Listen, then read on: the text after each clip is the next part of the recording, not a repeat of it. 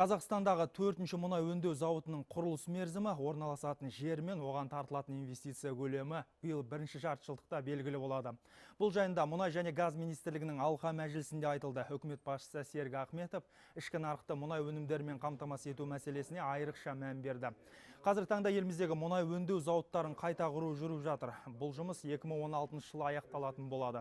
Сонымен қатар премьер-министр өндірістегі еңбек кикілжіңдерінің алдын алу керек дей келе, компания жетекшілеріне жергілікті жерлердегі жұмысшыларға тиісті деңгейде жағдай жасауды тапсырды.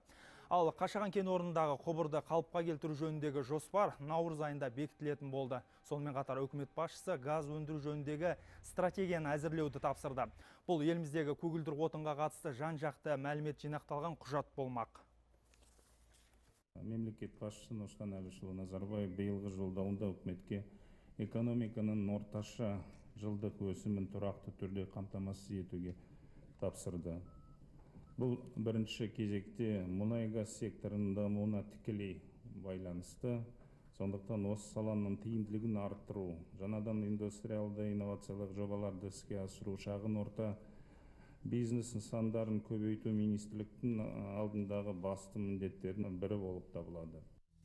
Былтыр елімізде 42 миллиард текше метрден астам газ өндіріліп, 8,6 миллиард текше метр көгілдір отын экспортқа шығарылған.